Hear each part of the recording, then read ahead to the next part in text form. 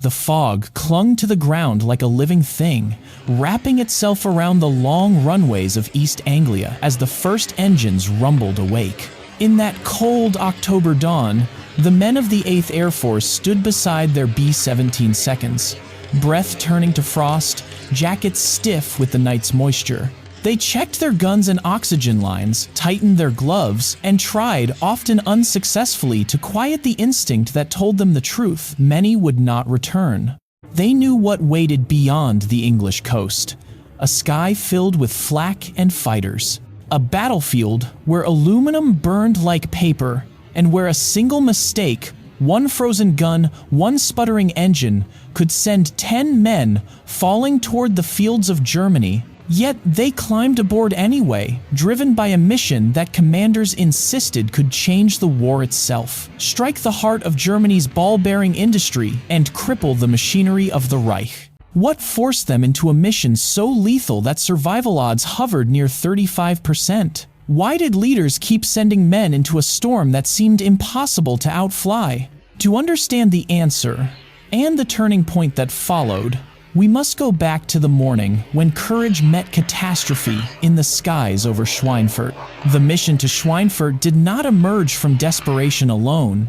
It came from a cold, mathematical truth at the center of German industry. Deep inside Bavaria, the factories of Schweinfurt produced the ball bearings that kept the Reich's war machine turning tiny steel spheres that made tank turrets rotate, aircraft propellers spin, submarine periscopes rise, and artillery traverse with lethal precision. Without them, Germany's mechanized warfare would seize like an engine without oil. To American planners, Schweinfurt was not just a target, it was the fulcrum on which an entire war might pivot. But reaching it required flying straight into the jaws of the Luftwaffe. By mid-1943, crews of the 8th Air Force understood the cost of deep penetration raids better than any statistic could express. Empty bunks appeared in their Nissen huts with unsettling regularity. Personal effects, photos, watches, letters folded with care were packed up for shipment home.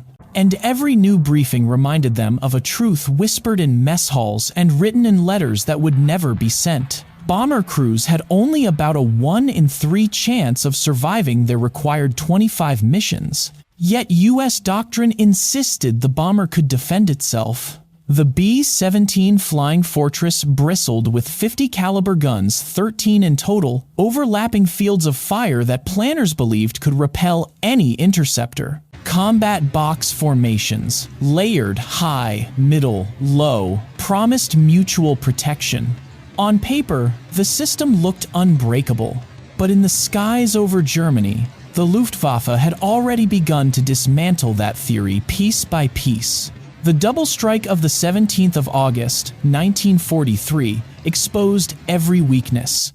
The plan was elegant. One force would strike the Messerschmitt factory at Regensburg and continue south to bases in North Africa, while a second force hit the ball-bearing plants at Schweinfurt before returning to England. In theory, German fighters would be forced to split.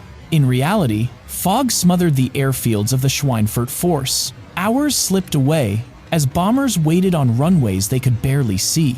Regensburg flew on schedule, alone. German radar detected them immediately, and every available Luftwaffe unit launched to intercept. By the time the delayed Schweinfurt formation finally crossed into Germany, the same fighters refueled, rearmed, reinforced were waiting for them again. 60 bombers never returned. 600 airmen were killed, captured, or lost to the sea. For the Americans, the raid was a strategic lesson written in fire. Without long-range escort, daylight bombing was not merely hazardous, it was unsustainable. Yet the target remained vital. Schweinfurt still produced nearly half of Germany's ball-bearing supply. Destroying it could have slowed the Reich more than any battlefield victory. And so, the 8th Air Force prepared to try again, knowing full well what awaited them across the channel. The stage was set. The enemy was ready. The doctrine was breaking. And the men of the 8th Air Force were ordered back into the storm. The sun had barely risen when the bomber stream crossed the Dutch coast, but already the men inside the flying fortresses felt the weight of what was coming. Frost clung to the inside of their oxygen masks. The air temperature had dropped to 40 degrees below zero. Even the smallest wound could freeze before a bandage was applied. Yet it was not the cold that tightened their chests. It was the moment the P-47 Thunderbolts waggled their wings, turned west, and disappeared. Fuel. That single constraint dictated everything. At 11 a.m., the escorts turned back toward England, their tanks nearly dry. For the next 3 hours, the B-17 seconds would be utterly alone in the most dangerous airspace in the world. At 11:13, the first wave came. Messerschmitt Bf 109 seconds descended like blades falling from the sun, dropping from 30,000 feet in tight formations of 4. They aimed straight for the nose of the bomber stream, the weak point planners once dismissed as statistically insignificant. To the Germans, it was the key. At closing speeds over 500 miles per hour, they held their fire until they reached 300 yards, then unleashed all 4 20mm cannons at once. The flashes looked like sparks on an anvil. The effect was catastrophic. The first B-17 died almost instantly. A cannon shell smashed into the Nober 2 engine, turning it into a fireball. Flames crawled across the wing like a living thing, weakening its structure until it snapped off at the root. The bomber inverted, tumbled violently, and spiraled downward, trapping most of the crew under crushing G-forces. Only 4 parachutes opened. There was no time to grieve. Another wave was already inbound. Focke-Wulf 190 seconds hammered the formation from the flanks and rear, aiming at the outboard engines, the Achilles heel of the flying fortress.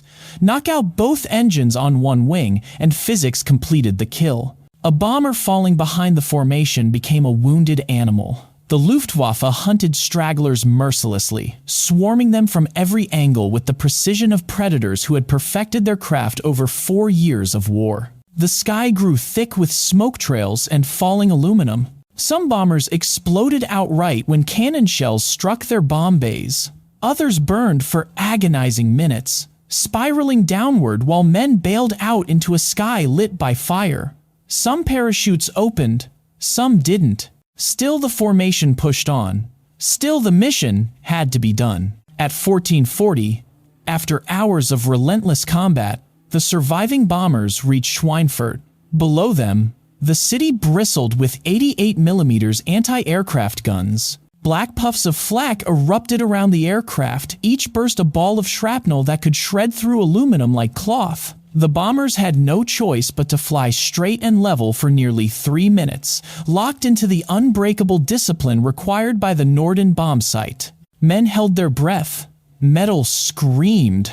Holes tore open in wings and fuselages, but the bombs fell tons of explosives raining down onto the ball-bearing factories that powered the Reich. Schweinfurt burned. Yet the hardest part remained, the long flight home.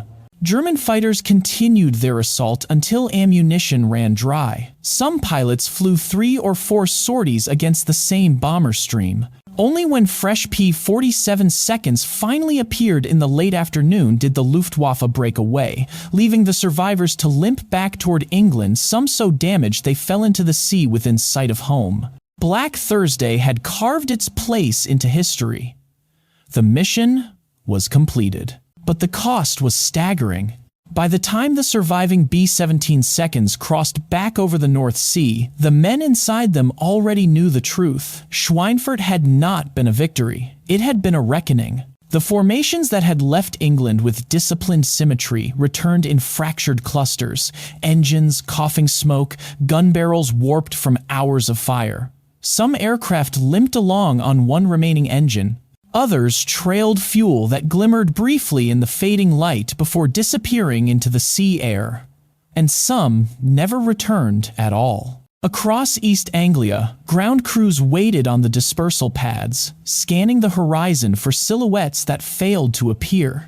The first bombers landed at 1745, their fuselages stitched with cannon holes, their tires blown, their wings buckled. Ambulances moved immediately toward the parking stands. Some planes carried wounded men who had bled through their heated suits.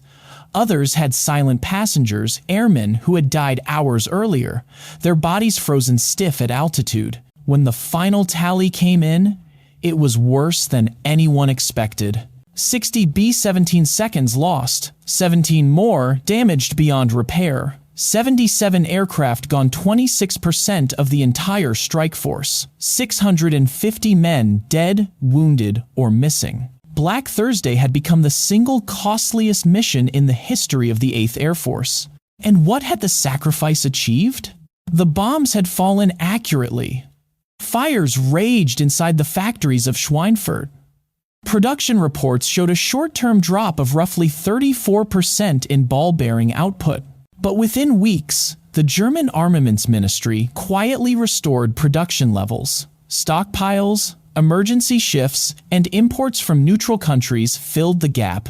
The strategic blow, so costly, so desperately bought, had landed softer than American planners had hoped. Inside 8th Air Force headquarters at High Wycombe, the atmosphere shifted from determination to urgency. The post-mission reports were blunt. Bomber groups wrote detailed accounts of frontal attacks, massed formations of fighters, and catastrophic losses among unescorted aircraft. Intelligence summaries described what the men already knew from experience. The Luftwaffe could refuel, rearm, and attack again long before bombers reached the coast. Every factor pointed to the same conclusion.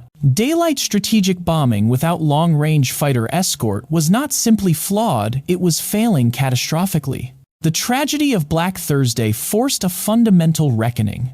The bomber doctrine that America had championed for years, the belief that a flying fortress could fight its way to any target in Germany, had been disproven in blood. Even the aircraft themselves, magnificent as they were, could not survive 3 hours alone against seasoned German pilots armed with optimized tactics and overwhelming numbers. The 8th Air Force had a choice: continue as they were and face destruction, or find a way to escort the bombers all the way to the target and back.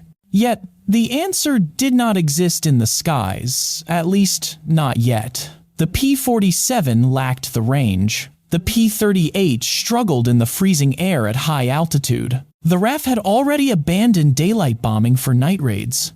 Somewhere, somehow, the Americans would need a fighter that could fly 1,000 miles, battle German interceptors over their home territory, and then bring its pilot home alive. The cost of Schweinfurt demanded nothing less. In the aftermath of Black Thursday, the United States confronted a truth that was impossible to ignore. Courage alone could not win the air war over Europe. What the 8th Air Force needed was not more bombers or more resolve. It needed a transformation, one that would reshape strategy, doctrine, and the very structure of aerial combat. That transformation began in January 1944, the moment Lieutenant General James Doolittle assumed command. Doolittle understood something his predecessors had resisted. Defending bombers was not enough. To defeat the Luftwaffe, the Americans would have to hunt it on every flight path, at every altitude, even on the ground. Under his leadership, fighter groups were freed from the rigid requirement to stay welded to the bomber formations. P-51 Mustangs, with their unprecedented range and high-altitude performance, were authorized to sweep far ahead, dive deep behind, and strike the Luftwaffe wherever it gathered strength. Air superiority would not be granted. It would be taken. The world felt the shift almost immediately. Operation Argument, later known simply as Big Week, put the new doctrine to a brutal test. Between February 20 and 25, 1,944, thousands of American bombers, escorted by swarms of Mustangs, assaulted Germany's aircraft factories. The Luftwaffe was forced into the open, sending its most experienced squadrons to defend the industrial backbone of the Reich. The result was devastating. Germany lost hundreds of fighters and nearly 100 irreplaceable veteran pilots in less than a week. Their training programs, starved of fuel and resources, could not replace them. For the Allies, Big Week was more than a tactical victory. It was a strategic turning point recognized across the globe. British commanders observed that the Luftwaffe, once the terror of Europe, was beginning to break under the relentless weight of American air power. Soviet leaders, fighting their own life-and-death struggle on the Eastern Front, welcomed the pressure that pulled German aircraft and pilots away from their skies. Even neutral nations took note of the shifting balance. The air superiority that had once belonged to the Axis was now rapidly eroding. For the United States, the implications were profound. Doolittle's doctrine and the arrival of the P-51 Mustang had altered the trajectory of the war. Missions that once cost dozens of bombers now lost only a handful. For the first time, aircrews felt something approaching hope, a belief that they might actually complete their tours and return home alive. The air war had entered a new phase, and its consequences would soon reshape the entire course of the conflict in Europe. When the guns finally fell silent over Europe in May 1945, the men of the 8th Air Force looked back on a campaign carved in fire, smoke, and sacrifice. They had fought an enemy determined to hold the skies above its homeland, an enemy that for years had claimed mastery of altitude and speed. Yet through innovation, resilience, and a fighter that changed the very geometry of air combat, the 8th Air Force achieved what once seemed impossible: complete and uncontested air superiority over the heart of Nazi Germany. That victory, however, came at a price that echoes long beyond the war itself. More than 26,000 American airmen never made it home. Another 28,000 would endure the uncertainty and hardship of prisoner of war camps. Over 4,700 heavy bombers were lost, each one carrying 10 men who entrusted their lives to aluminum skins and the courage of those beside them. These were not abstract numbers. They were fathers who never returned, brothers whose letters stopped without warning, husbands whose children would grow up knowing them only through photographs and folded flags. Yet out of this immense cost emerged a legacy that still shapes modern air power. The introduction of the P-51 Mustang proved that technology, when matched with the right strategy, can alter the fate of nations. It extended the reach of American air power deep into enemy territory, shattered the Luftwaffe's ability to contest the skies, and opened the door for the D-Day landings and every major Allied advance that followed. The Mustang did more than escort bombers. It gave thousands of men a chance to live, to return home, to build the post-war world their sacrifices made possible. Today, when we look back on those long, freezing flights over Germany, we see not only the mechanics of air warfare, but the enduring weight of human courage. We see crews who climbed aboard their aircraft knowing the odds, yet flew anyway. We see engineers who refused to accept limitations, commanders who adapted when doctrine failed, and a nation that learned hard lessons about the cost of freedom. The skies they fought over are quiet now, but the legacy of the 8th Air Force endures, written in the freedom secured, in the strategies refined, and in the lives saved by a fighter that arrived just in time. What lesson, in your view, stands out most from this chapter of the Air War? Share your thoughts below. We read every comment. And if you wish to continue exploring the battles that shaped our world, consider joining us for the next story in this long, unfinished history.